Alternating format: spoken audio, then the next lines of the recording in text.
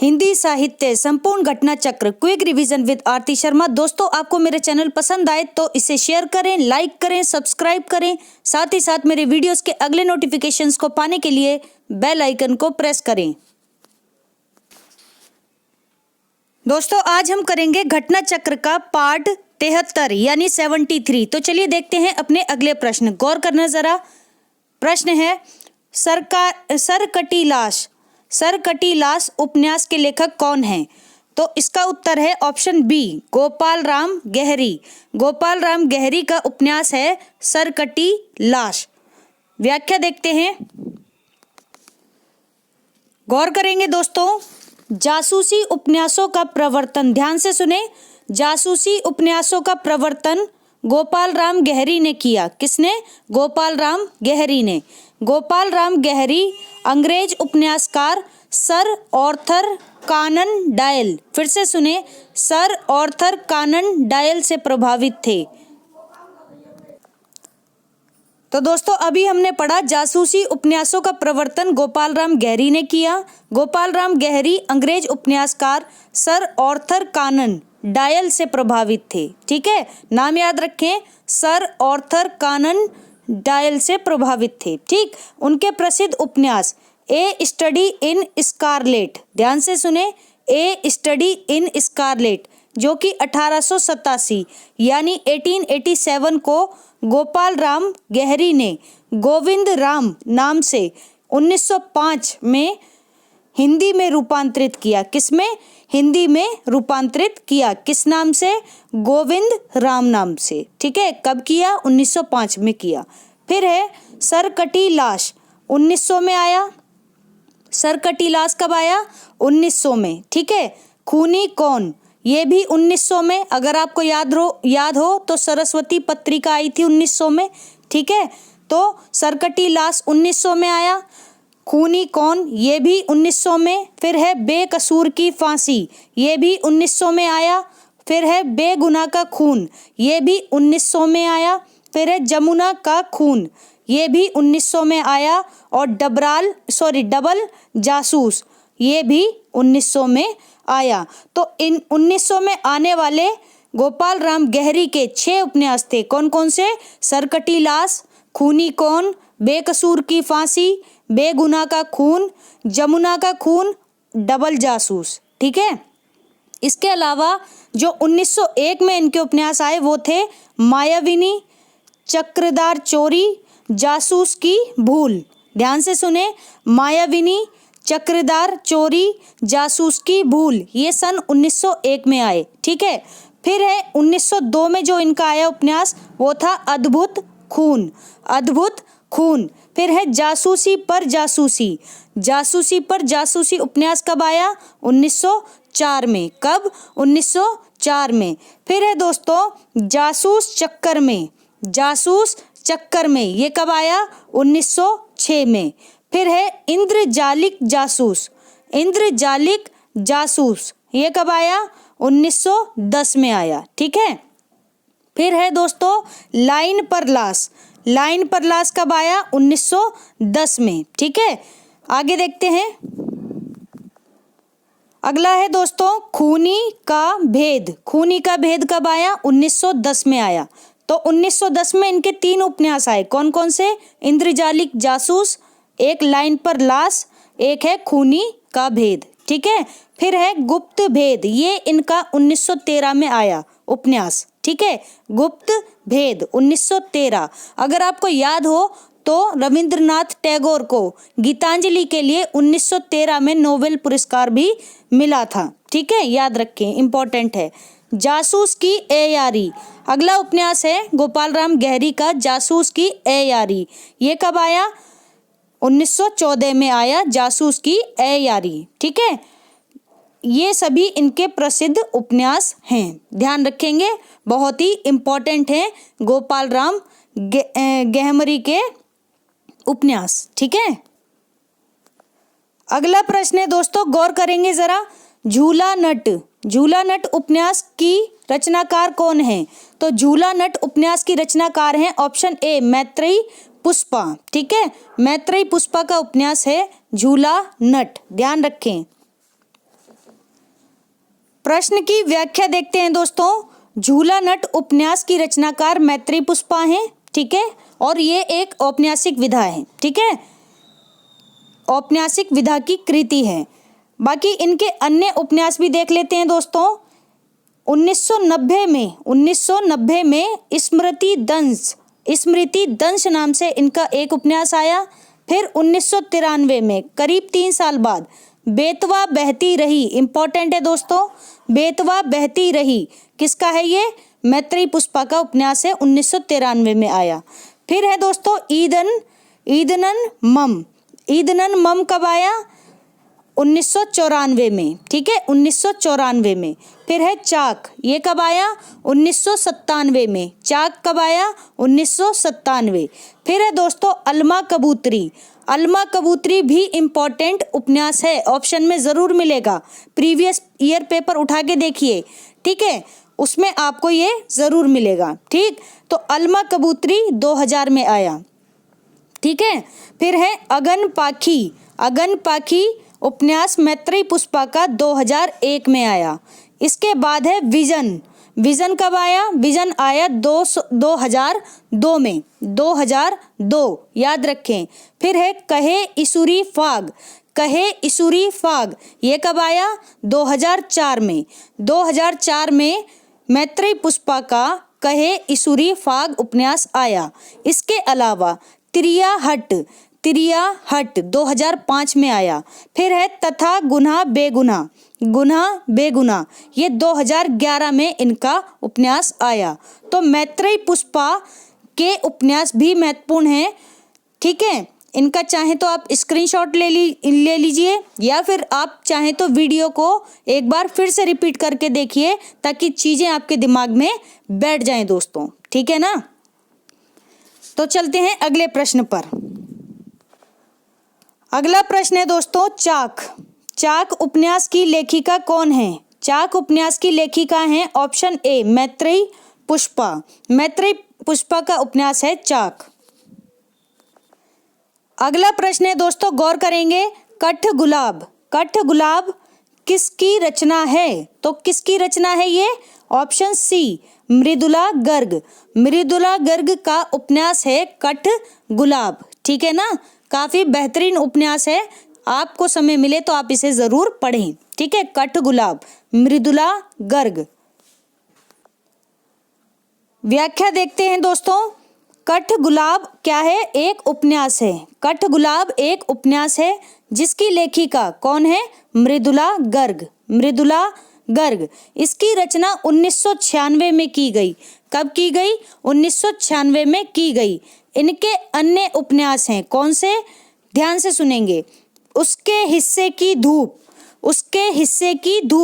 1975 में आया उसके हिस्से की धूप। फिर है दोस्तों वंशज कब आया? 1976, ठीक है, उसके हिस्से की धूप के 1 वर्ष बाद, ठीक है, 1 वर्ष बाद आया, यानी 75 में आया उसके हिस्से की धूप, फिर वंशज, ठीक है। इसके बाद है दोस्तों चितकोबरा बहुत ही इंपॉर्टेंट कृति है ये, ठीक है, ध्यान रखें। चितकोबरा कब? 1979 में, 1979 में आया चितकोबरा। किसका है ये? मृदुला गर्ग का उपन्यास है, ठीक है, याद रखें। फिर है अनित्य कब आया? 1980 में आया अनित्य। इसके बाद मैं और मैं कब आया ये? 1984 में आया उपन्यास मैं और मैं, ठीक है। इसके बाद है मिलजुल मन, ये कब आया? 2009 में आया। किसका उपन्यास है? लेखिका मृदुला गर्ग का, ठीक है। तो लेखिका मृदुला गर्ग के उपन्यास भी इम्पोर्टेंट है। अब जो हम सारे उपन्यास पढ़ेंगे वो सभी इम्पोर्टेंट होंगे, ठीक है, क्योंकि ये आधुनिक हैं, आधुनिक विधा की रचनाएं हैं दोस्तों, ठीक है, और यथार्थ पर आधारित हैं, ठीक है ना। तो गौर करते चलिए और ध्यान रखें। आप एक बार प्रीवियस ईयर पेपर को ज़रूर उठाकर देखना दोस्तों। ये सबसे बेहतरीन स्ट्रेटेजी होती है कि अगर आपको समय नहीं भी मिल रहा है तो आप बार बार क्या करें? अपने प्रीवियस ईयर पेपर को सॉल्व करें, जिससे आपके दिमाग में क्या होगा? एक तो आपको पता चलेगा कि प्रश्न कैसे बन रहे हैं, क्वेश्चंस का पैटर्न क्या है, ठीक है, और महत्वपूर्ण कृति कौन सी है, रचनाकार कौन से हैं, कौन सी रचनाएं हमें करनी चाहिए, कौन सी नहीं करनी चाहिए, साहित्य में हमें क्या पढ़ना है और क्या छोड़ना है, ठीक है। तो ये चीज़ें अगर आपने समझ ली, ठीक है, और अपनी एक रणनीति, बेहतरीन रणनीति बना ली, तो दोस्तों आपका एग्ज़ाम क्रैक होने से कोई भी नहीं रोक सकता, ठीक है। तो अब आप देख लीजिए आपको कैसे स्टडी करनी है, स्मार्ट स्टडी करनी है कि आपको डीप करनी है, जैसे भी आपको करनी है, आप जैसे भी पढ़ना चाहते हैं आप अपने हिसाब से स्टडी कीजिए, ठीक है। आपको सिर्फ आपका फोकस होना चाहिए कि आपको अपना एग्ज़ाम क्रैक करना है। और हमेशा एक बात ज़रूर याद रखें, चाहे परिस्थितियां कैसी भी हों, हमेशा पॉजिटिव सोचिए, ठीक है, चाहे आपकी तैयारी हो चाहे ना हो, ठीक है। दिमाग में हमेशा ये बात रखनी है कि मैं अपना एग्ज़ाम क्रैक करूँगी या करूँगा, ठीक है। पहले से हार मान लेंगे तब तो कहानी आप ही ने खुद ने ख़त्म कर दी, रिज़ल्ट आने का इंतज़ार भी नहीं किया, है ना।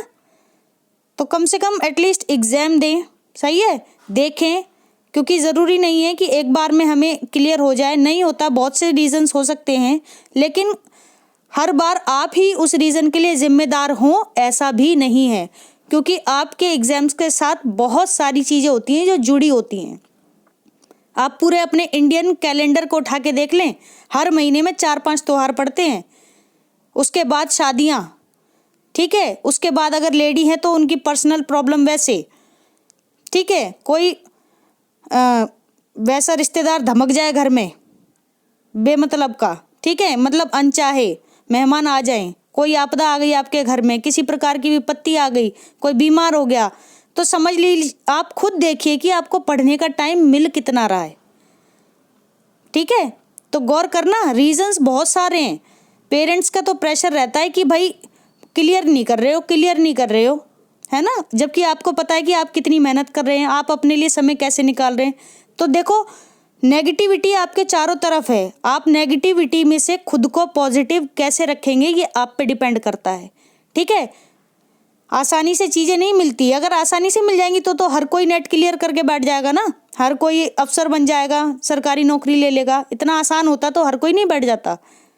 इसी बात की तो परीक्षा है ये, ठीक है। तो परीक्षा में खुद को मास्टर बनाना है ना, तो अपनी कठिनाइयों से लड़ना सीखिए और हमेशा चाहे परिस्थितियां कैसी भी हों खुद को पॉजिटिव रखें, ठीक है, तभी चीज़ें कर पाएंगे, समझे। चलिए चलते हैं अपने अगले प्रश्न पर, गौर करेंगे।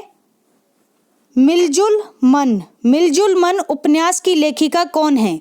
तो मिलजुल मन उपन्यास की लेखिका है ऑप्शन सी मृदुला गर्ग। मृदुला गर्ग का उपन्यास है मिलजुल मन, ठीक है। व्याख्या देखते हैं, व्याख्या देखेंगे दोस्तों। प्रश्न था हमारा, प्रश्न था पिछला हमारा मिलजुल मन, तो ये किसकी थी ये कृति? मिलजुल मन मृदुला गर्ग की, ठीक है। अब हम देखेंगे अगला प्रश्न दोस्तों, उस वाले प्रश्न की व्याख्या नहीं है, तो चलिए चलते हैं अपने अगले प्रश्न पर, गौर करेंगे। महाभोज उपन्यास की लेखिका कौन है? तो महाभोज उपन्यास की लेखिका है ऑप्शन सी मन्नू भंडारी। मन्नू भंडारी का उपन्यास है महाभोज, ठीक है। व्याख्या देखते हैं। महाभोज 1979 में यानी 1979 में आया उपन्यास है। ये किसका है? मन्नू भंडारी का उपन्यास है, ठीक है, ध्यान रखें, मन्नू भंडारी, ठीक। अब ये एक राजनीतिक उपन्यास है। कैसा राजनीतिक उपन्यास माना गया है? इसका परिवेश वैयक्तिक या पारिवारिक ना होकर सामाजिक है। कैसा है? वैयक्तिक या पारिवारिक ना होकर सामाजिक है, ठीक। फिर है मन्नू भंडारी। मन्नू भंडारी के अन्य उपन्यास कौन से हैं आप बताएंगे? तो देखते हैं आप कैसे बताएंगे, मैं ही बताऊंगी, ठीक है। तो मन्नू भंडारी के अन्य उपन्यास हैं दोस्तों आपका बंटी, बहुत ही इंपॉर्टेंट, आपका बंटी 1971 में आया। फिर है 1 इंच मुस्कान, ये भी देखना परीक्षा में पूछा गया है, दोनों की दोनों। 1 इंच मुस्कान जिसे राजेंद्र यादव के साथ मिलकर लिखा गया था, ठीक है। राजेंद्र यादव के साथ मिलकर लिखा था किसने? मन्नू भंडारी ने। क्या? 1 इंच मुस्कान। ठीक है, तो याद रखें, महाभोज, आपका बंटी और 1 इंच मुस्कान किसके उपन्यास हैं? ये मन्नू भंडारी के उपन्यास हैं। ठीक है। अगला प्रश्न है दोस्तों, राजेंद्र यादव एवं मन्नू भंडारी द्वारा संयुक्त रूप से लिखा गया उपन्यास कौन सा है? तो ऑप्शन डी इसका सही उत्तर है, 1 इंच मुस्कान। 1 इंच मुस्कान राजेंद्र यादव और मन्नू भंडारी द्वारा संयुक्त रूप से लिखा गया उपन्यास है। पीजीटी परीक्षा 2002 में और 2009 में पूछा गया प्रश्न है, 2 बार आया है ये। ठीक है। अगला प्रश्न है दोस्तों, गौर करें, इनमें से कौन सा सहयोगी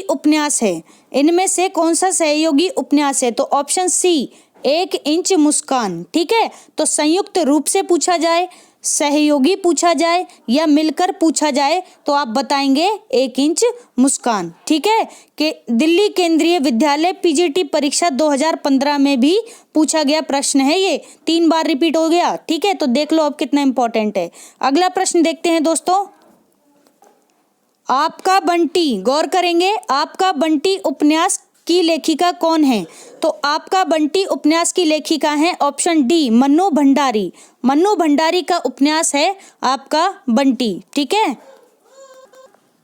तो दोस्तों हमारा आज का ये वीडियो यहीं समाप्त होता है। Thanks for watching. अगर आपको मेरे वीडियोस पसंद आ रहे हैं तो इन्हें लाइक करें, शेयर करें, मेरे चैनल को सब्सक्राइब करें, साथ ही साथ मेरे वीडियोस के अगले नोटिफिकेशंस को पाने के लिए बेल आइकन को प्रेस करें। धन्यवाद दोस्तों।